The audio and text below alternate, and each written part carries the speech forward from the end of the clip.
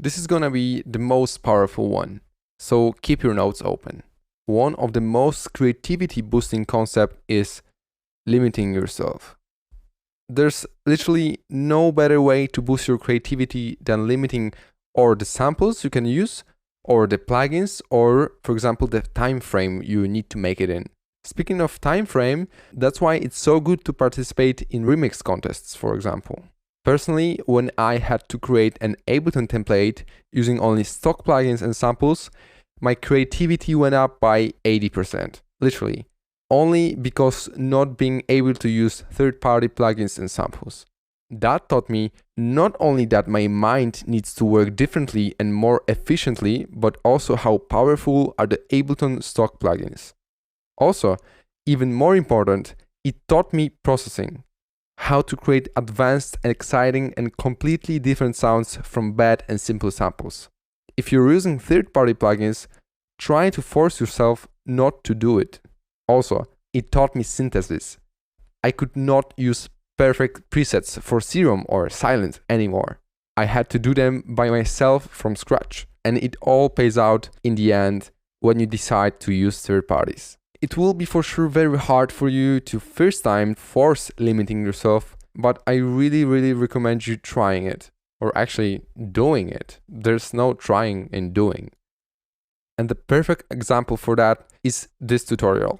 So I exactly remember that day, I could not think of any tutorial idea in my mind. I woke up and I could not think of anything. I remember that was summer, I went on a walk to some park, I was thinking, I sat down on some bench, I didn't have anything in mind. Then I turned up my system sound here and I heard this sound.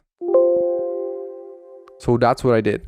I searched for Windows sounds on the internet and I took this one, I believe it's the exclamation, and I loaded it to MIDI and started building from it. So while having no clear concept in mind, I just started to play with the position of the sample start.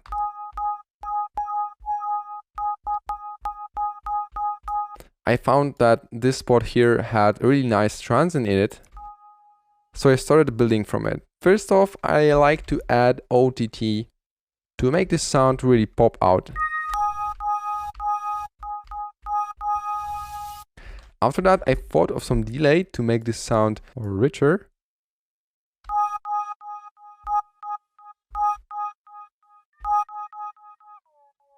After that, I added some reverb.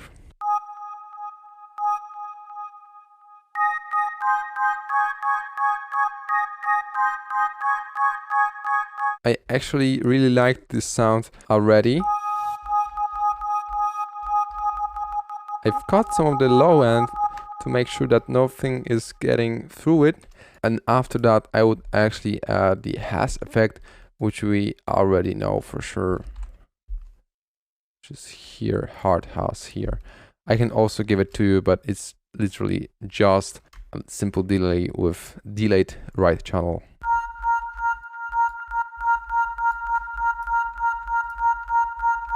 Make sure to put the stereo widening before any delays and reverb, because reverb and delay are already very in stereo, so we don't want to get the sound in stereo and then even more in stereo. We want to make it in stereo and then maybe some reverb on it.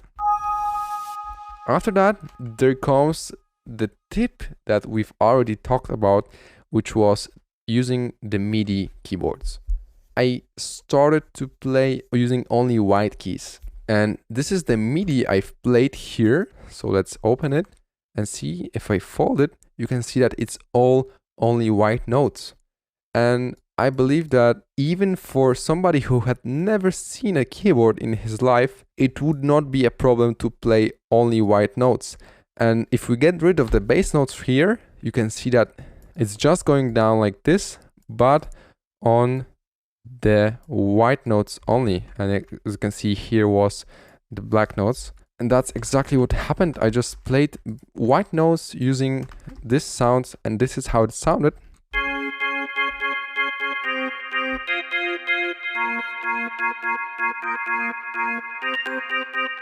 Then I thought that this sound is pretty too high, so I took it down by 4 steps about.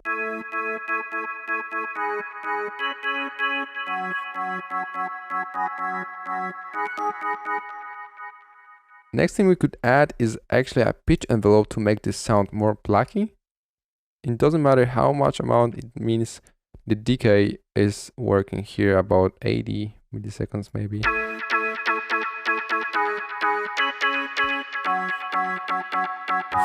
Yeah. And the amount can be less here, I think.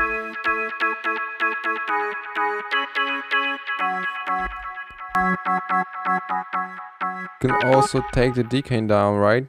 I already did that. Also the attack a little bit to about 0.22. So we don't have this.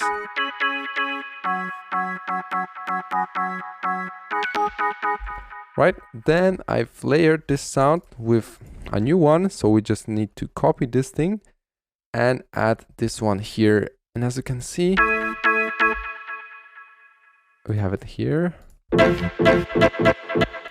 So you just take it.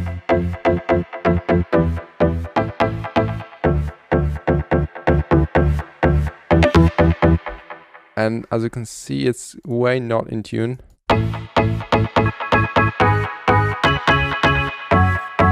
So we just needed to take it 4 semitones up. And then I just changed the processing here since it doesn't really fit this new sound. So let's just get rid of everything here. What do we have? Pretty nice sound already. And here I have this rack, which you can also get with the course. It's simple, like heavy processing here, but there's nothing really going on except this amp here, which is simple distortion plugin that comes with Ableton Suite. So let's just take this chain here and load it on our sound that we already have here. And just take the attack up.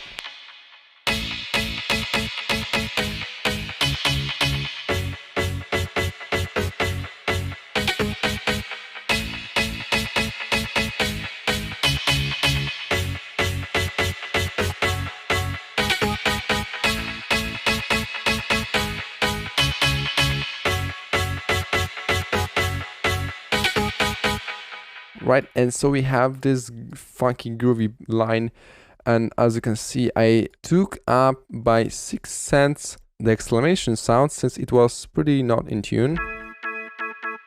But actually we don't have any reference, so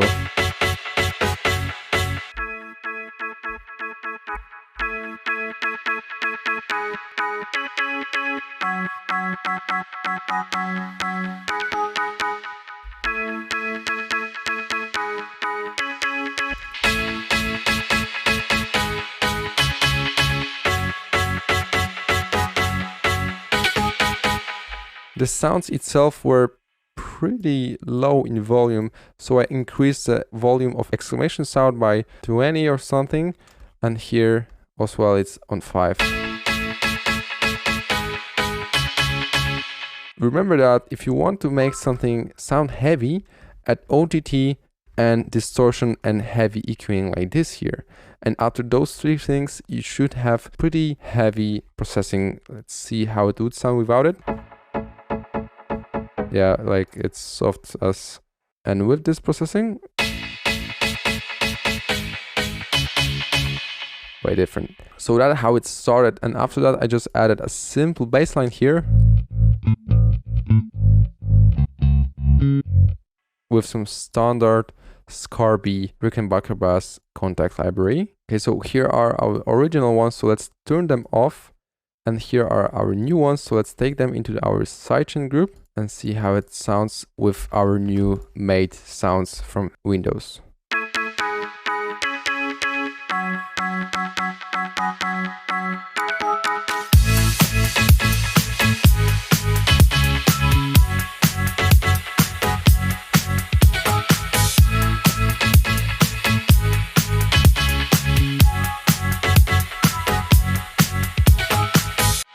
That one actually really fit.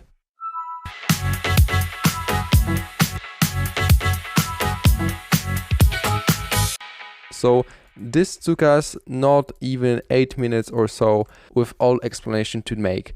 And I'm sure that you will be able to do it in 3 minutes. And combining limiting yourself and using weird samples like Windows ones, or maybe stock samples, or maybe even if you're a hardcore, you can go into samples here and say that I will use only those samples and make a killer track with those samples.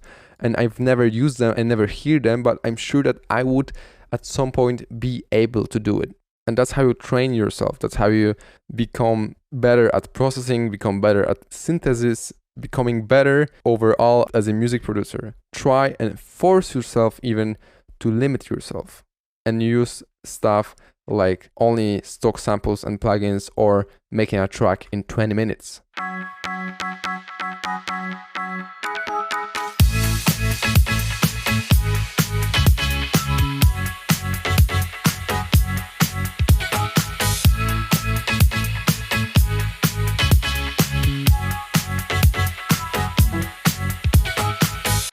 Also, extra tip from me, if you're making some remake of some Windows sounds or Mario sounds, for example, or Mac sounds, and making a track out of them, try to add completely random samples here and there and make sure that they are in tune or even not in tune, but they are there to add the ear candies to your tracks.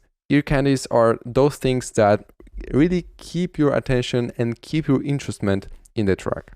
Also, I forgot to mention that I've talked about using only Windows sounds, right? But I used for drums and the bass, for example, I used completely different and third-party samples and etc.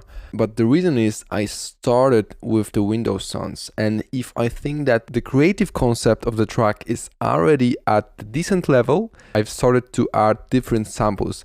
Of course, I could make a kick and bass sound from Windows sounds, but this time the concept was to make harmony and melodic instruments from the Windows sounds, right? I'm sure that it's clear. So how can you use it in your unique way? Perfect example for that would be this template. This whole track has been made only with one kick sample.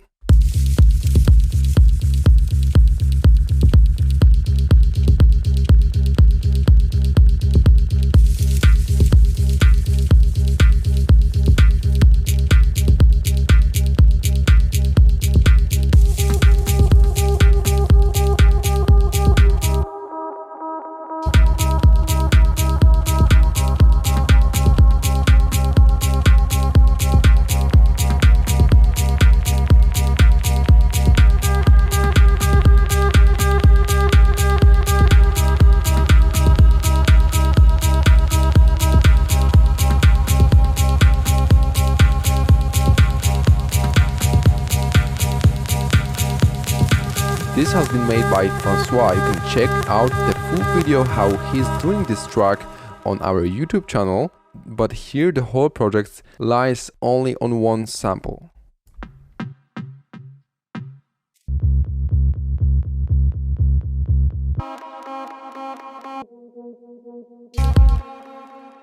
This template is available on our site, but that is a perfect example of limiting yourself to boost your creativity. And here's another idea, how could you boost your creativity with limiting yourself. For example, this whole track has been made only with this shot sample. Yeah. So if taking this sample and load it into sampler, adjust it and added simple effects here.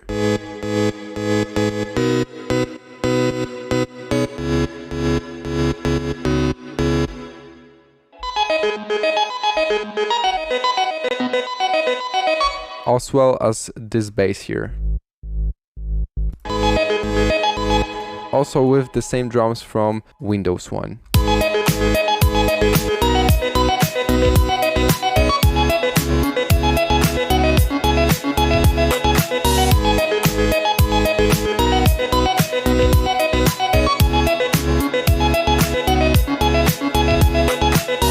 Despite the drums, it's fully made with this vocal shout, which has been provided by my friend Alex. There's also a tutorial on our Instagram page about this exact template, so feel free to check it out. But if you'd like to know in deep how it was made, feel free to DM me on Instagram at NerdsOfficial. Okay, so to recap everything, remember that limiting yourself is a really powerful creativity boosting concept. If you don't want to go hard about it, stick with just maybe the samples. You don't have to stick with one sample. You don't have to stick with 3 samples. You can stick with specific samples and start with them. And after that, if you think that the creative level of the track is almost at the target level, then add third parties and start building the song normally. Use this technique if you don't feel really inspired. I find it helping me usually every week.